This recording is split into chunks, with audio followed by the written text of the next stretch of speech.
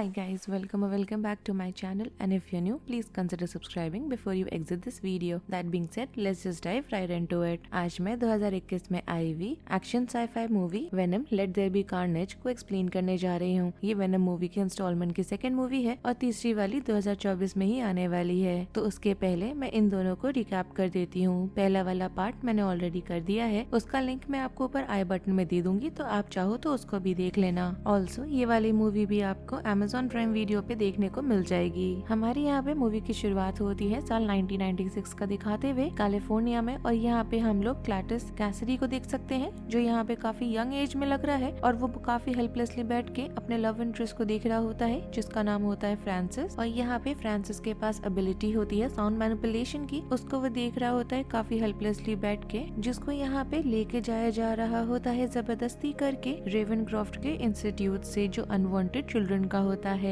जब उसको जबरदस्ती लेके जाया जा रहा होता है तो वो यहाँ पे अपना जो एबिलिटी होता है सोनिक स्क्रीम पावर वाला, उसका इस्तेमाल करती है वहाँ से एस्केप करने के लिए। और उसी चीज के दौरान वो यहाँ पे एक यंग पुलिस ऑफिसर को भी अटैक कर देती है जिसका नाम होता है पैट्रिक मुलिगन। यहाँ पे वो रिटेलिएशन में उसके तरफ फायर करता है जिसमें उसके आई का लॉस हो जाता है, और साथ में देख के लग रहा है कि उसके चिल्लाने की वजह से यहाँ पे मुलिगन की जो ईयर है उसमें इंजरी आ गई है। मुलिगन को यहाँ देख के लग रहा होता है कि उसने यहाँ उसको मार दिया है, जिसके बाद हम लोग देखते हैं कि फ्रांसिस को उठा के फैसिलिटी में लेके जाया जाता है, जहाँ पे देख के लग रहा है कि उसकी जो यहाँ पे पावर्स है उसका मिसयूज होने वाला है। जिसके बाद फिल्म यहाँ पे स्किप होती है और हमें प्रेजेंट डे का दिखाया जाता है, और यहाँ पे मुलिगन जो अब पुलिस ऑफिसर की जगह डिटेक्टिव बन चुका है, वो एडी ब्रॉक को यहाँ पे कैसिडी से बात करने के लिए कांटेक्ट करता है। और जैसा कि हमने पहले वाले पार्ट में एंड में देखा था, कैसिडी जो अब है वो एक सीरियल किलर बन चुका है और वो किसी से भी बात करने को तैयार नहीं होता ब्रुक को छोड़ के, क्योंकि यहाँ पे पिछले ही साल ब्रुक ने उसका इंटरव्यू लिया था। जब वहाँ पे ब्रॉक जाके उसको इंटरव्यू करके निकलता है तो हम लोग देख पाते हैं कि एडी का सिम्बियोट जो है वेनम, वो यहाँ पे फिगर आउट कर लेता है कि यहाँ पे कैसिडी ने अपने विक्टिम्स की बॉडीज को कहाँ कहाँ छुपाया होगा, और ऐसा चीज करने की वजह से ब्रॉक का जो करियर है उसको काफी ज्यादा ह्यूज सा बूस्ट मिल जाता है। जिसके बाद हमें आगे दिखाया जाता है कि ब्रॉक की जो एक्स फियांसे थी एन, वो उसको यहाँ पे कांटेक्ट करती है और उसको बताती है कि उसकी एंगेजमेंट डॉक्टर डैन लुइस से हो चुकी है, और हम लोग डैन को पिछले वाले पार्ट में मिले हुए हैं। मगर ये चीज सुन के देख के लग रहा है कि वेनम को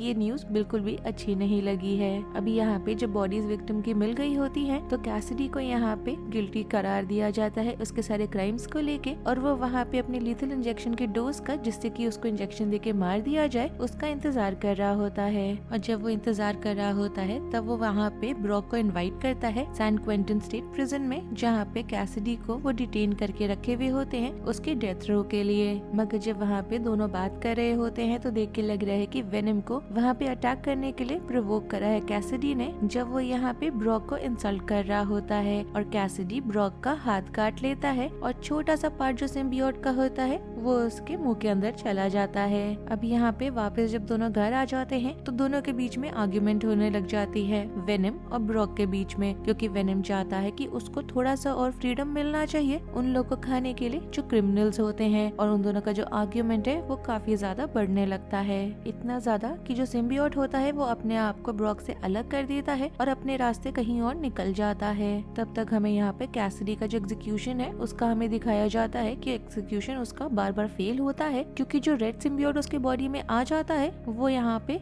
अटैक करने लगता है। यहाँ पे हमें मालूम चलता है कि जो रेड सिम्बियोट है उसका नाम कार्नेज है, और उसी ने इंजेक्शन को ब्लॉक करा था, जिसकी वजह से यहाँ पे उसका एग्जीक्यूशन नहीं हो पाया था। अपने आप को इंट्रोड्यूस करने के बाद वो एकदम वायलेंट तरीके से हर जगह तहस नहस मचाने के लिए निकल जाता है सारे प्रिजन में, और जितने भी इनमेट्स होते हैं उन सबको वो फ्री करने लग जाता है, और जितने भी गार्ड्स होते हैं उनको मारने लग जाता है। जिसके बाद देख के लग रहा है कि कैसिडी और कार्नेज ने मिलके यहाँ पे एक डील स्ट्राइक करी है, जहाँ पे ये होता है कि कार्नेज जो है वो कैसिडी की मदद करने वाला है वहाँ पे जो बैरिसन है उसको रेवनक्रॉफ्ट से निकालने में, और उल्टा कैसिडी यहाँ पे उसकी मदद करेगा ब्रॉक और वेनम के अगेंस्ट। मुलिगन यहाँ पे ब्रॉक के घर जाता है उसको विजिट करने के लिए और सारे सिचुएशन को लेके उसको वार्न करने के लिए। जिसके बाद हमें यहाँ पे रेवनक्रॉफ्ट का दिखाया जाता है जहाँ पे कैसिडी यहाँ आता है और बैरिसन को फ्री करता है, और दोनों ट्रैवल करने लगते हैं अपने पुराने चिल्ड्रंस होम में, जिसको वो लोग डिसाइड करते हैं कि वो लोग जला के ही खत्म कर देंगे। यहाँ पे मुलिगन को देख के लग रहा है कि वो ब्रॉक को लेके काफी ज्यादा सस्पिशियस हो रखा है, क्योंकि उसका जो पिछला इंटरेक्शन था कैसिडी के साथ, जिसके पहले कि यहाँ पे कार्नेज इमर्ज हुआ था उसके अंदर, उसकी वजह से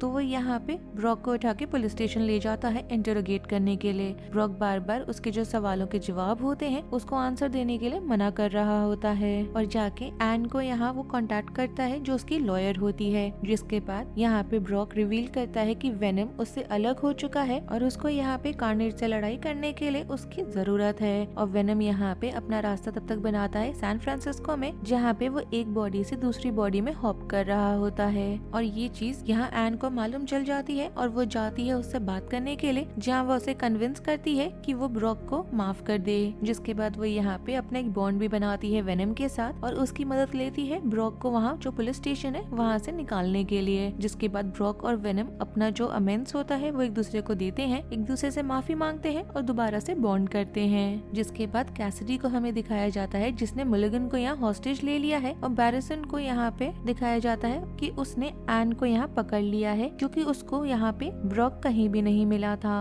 बैरिसन यहाँ पे लुइस को इन्फॉर्मेशन देती है, बेसिकली डैन लुइस को इन्फॉर्मेशन देती है एन के वेयर अबाउट्स को लेके, और वो ये जितने भी इन्फॉर्मेशन होते हैं वो जाके ब्रॉक को देता है। कैसिडी और ब्रैंसन वहाँ पे अपना प्लान कर रहे होते हैं कि वो कैथीड्रल में शादी करने वाले हैं कि तभी वहाँ पे अचानक से वेनम आ जाता है और कार्नेज से लड़ाई करने लगता है। बैरिसन को देख के लग रहा है कि उसने यहाँ पे मुलिगन को मार दिया है लटका के, और वेनम यहाँ पे किसी तरह से अपना होल्ड जमाने में थोड़ा देर तक तो सक्सेसफुल रह पाता है, मगर देख के लग रहा है कि यहाँ पे कार्नेज ने उसको काफी बुरी तरीके से ओवरपावर भी कर लिया है। और यहाँ पे कार्नेज डिसाइड करता है कि वो एन को कैथेड्रल के ऊपर मार देगा, मगर वेनम किसी तरह से मैनेज करता है एन को वहाँ से बचाने में, और इनडायरेक्टली प्रोवोक भी कर देता है बैरिसन को कि वो अपने पावर्स का इस्तेमाल करे दोबारा, जो उसका सोनिक ब्लास्ट वाला पावर है उसको। और ऐसा करने की वजह इसलिए होती है कि दोनों सिम्बियोट्स का यहाँ पे वीकनेस होता है हाई पिच साउंड और फायर। तो यहाँ पे जब वो ये इस्तेमाल करती है अपना सोनिक ब्लास्ट, तो उससे ये होता है कि जिस बॉडी के अंदर वो दोनों होते हैं उनसे वो सेपरेट हो जाते हैं, और जो कैथीड्रल होता है वो कोलैप्स हो जाता है, और जो बेल होती है कैथीड्रल पे वो जाके गिरती है बैरिसन के ऊपर। वेनम यहाँ पे ब्रॉक को बचा लेता है दोबारा उससे बॉन्ड करके, इसके पहले कि वो इम्पैक्ट से नीचे गिरे। कार्नेज यहाँ ट्राई करता है कैसिडी से दोबारा बॉन्ड करने का, मगर यहाँ वेनम आके उसको बुरी तरह से डिवावर कर देता है। कैसिडी यहाँ पे बोलता है कि वो बस चाहता था कि ब्रॉक उसका फ्रेंड बन जाए, मगर वेनम यहाँ पे कैसिडी का सर जो होता है वो बाइट ऑफ कर लेता है। ब्रॉक, वेनम, एन और लुइस वहाँ से एस्केप करते हैं, मगर वहाँ पे उन्हें लगा था मुलिगन मर गया है, मगर वो अभी भी जिंदा होता है, और उसकी आईज हम लोग देख पाते हैं कि वो ब्लू कलर की हो रखी हैं। हमें यहाँ पे एंड क्रेडिट में दिखाया जाता है कि ब्रॉक और वेनम जो अब फ्यूजिटिव्स हैं, क्योंकि वो लॉ से भाग रहे हैं, डिसाइड करते हैं एक वेकेशन लेने का, जहाँ पे वो लोग यहाँ डिसाइड करेंगे कि उनका अगला स्टेप क्या होना चाहिए। वेनम यहाँ पे ब्रॉक को बोलता है कि उन्हें यहाँ पे सिम्बियोट को लेके दूसरे यूनिवर्सेस की जितने भी नॉलेज है वो लेना चाहिए, और उनके बारे में वो बताने भी लगता है उसको। कि तभी अचानक से वहाँ पे बहुत ही ब्राइट गोल्डन कलर की लाइट आती है उनके होटल रूम के अंदर, और देख के लग रहा है कि वो ट्रांसपोर्ट हो गए हैं एक दूसरे ही रूम में, जहाँ पे वो लोग टीवी पे देखते हैं जे जोना जेमिसन को रिवील करते हुए स्पाइडरमैन की असली आइडेंटिटी कि वो पीटर पार्कर है। और वेनम यहाँ पे काफी क्रीपी तरीके से उसका जो टीवी पे फोटो दिखाया जा रहा होता है उसको लिख करते हुए उसको दिखाया जाता है, और हमें मालूम है कि वेनम यहाँ पे पीटर पार्कर मतलब स्पाइडरमैन का